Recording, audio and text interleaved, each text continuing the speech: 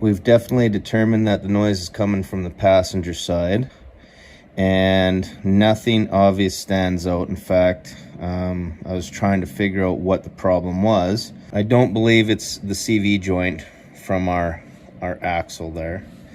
This looks good, our tie rod end from our rack and pinion. There's nothing obvious that stands out for the lower ball joint, but I do think that's what the problem is. And we don't really see any trouble here with our link that we got going here. Sway bar link connects up to the sway bar here. And I don't believe it's this either. Looks like they could be changed out, but it's coming from when you're turning the wheel to turn right. So it's a steering condition. It's also a suspension issue because when you're driving over, say, a bouncy road or something, that's when you're going to hear that. I'm going to take apart this lower ball joint. I think that's what our problem is. And the reason that I'm thinking that's the problem is because there's no way of greasing it. So basically, pretty much have to disassemble everything to get that spindle portion out from the upper ball joint to the lower ball joint. That will remove out of there, and then you got to get this stuff kind of out of your way so you can get your C-clamp to remove your lower ball joint. And once you get to that portion, it should go pretty smooth. The factory one has like a lip and a couple of tabs around the top here, and if you pound out those tabs, pound them straight, and maybe even pound the lip straight, that should press off there pretty easy for you once you have the right combination of your pipe and your all your pieces there to press that out. The reason I had to take everything out of here was because I needed to use our air hammer tool to split that bottom lower ball joint from the spindle. It's tough. It does not want to come apart. I think it's because the spindle is made out of aluminum and the ball joint is steel, and it just does not want to come out of there. It's tough going. So that is why I had to basically take the brakes off, and I had to take the rotor off and everything, and to get the space to use the air hammer tool. Here's the lower ball joint removed, and you can see where it's wore out, and you can also see the contamination here in the grease. So I think we finally found the cause behind that squeaking issue.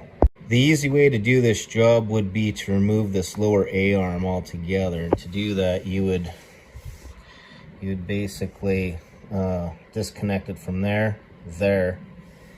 The lower ball joint is what we want to change. Your sway bar link and your strut. And so if you disconnected all those fasteners, you could get that lower A-arm removed, and then you could change it out in theory. But the problem is that this lower ball joint does not want to come out of the spindle, and that is why we have to disassemble everything to get it off. So just give you a little rundown here on disassembly for everything. And the first thing is that we're going to have to remove the rotor here. So basically, we want to get that brake caliper and that brake bracket off of there. So the first thing is you're going to have to remove these two bolts here off of the brake caliper, and then you can take that, lift it off, and then I just put it on like a box or a stand or something like that, just to kind of keep it up out of the way in the back there, so it's not hanging from the brake line. Then you're going to have this bracket that you need to remove, and then that's going to be these two bolts here. So The brake caliper should be about 14 millimeter, and the brake bracket, the larger bolts, those should be 21 millimeter. Now once you've got that off of there, now you can access the rotor here. Now in my case, I have these wheel spacers on here, and they're going to be the same. So the wheel nuts are 3/4 socket, and so are the nuts for the wheel spacer. And then you take that off of there, and now with the brake caliper and bracket removed, you should be able to remove the rotor and get that off. And then you're going to want to disconnect your sensor and the wire, follow the wire around, and it actually bolts into the back of the wheel bearing in there. And that'll be some Allen key. I'm not sure what size it is. And then what you have here is your upper ball joint. Should be 1 1/16" socket for that. Then your bottom ball joint, that should be about a 7/8. You should also have a 7/8 for your tie rod end that's coming off of your rack and pinion there. And then you've got this sway bar link, and I think the sway bar link is 18 millimeter. And then you also have this the lower part of the strut there, and that was a 15/16 to remove that.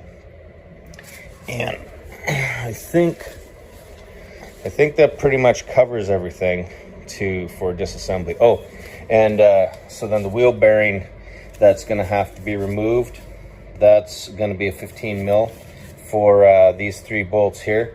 And then once you've got that, you're also going to need to remove the nut off of the end of your CV axle. That's going to be 36 millimeter. So reverse order here, we got the C-clamp on with our rigging, and we're going to press that lower ball joint in.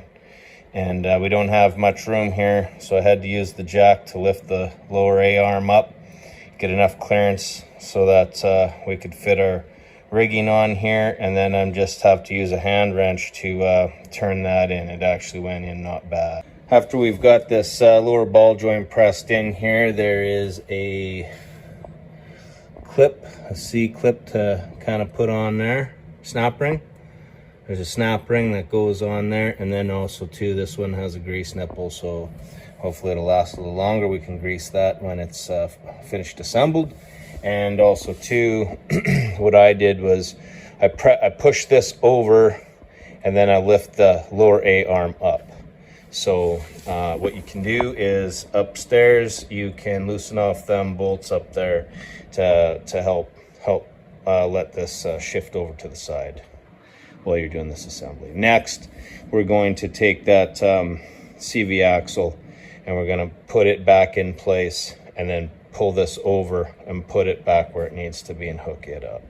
So we just push back the CV axle, and it's splined on the other side like this, just a female kind of end, and it'll just slide over top. If it's giving you any trouble, just kind of give it a wrap with a rubber mallet or something like that. Try to get it in there, but you shouldn't have any trouble that way. So you have to lift that up into this bracket here first, get that kind of in position. Then you take that, move it back over here so it's kind of lined up. Now you can slide your CV axle, engage it into the front differential, and then now we can put this bolt in here. That ended up being a 15/16 on this side on the nut. Don't know about this side here.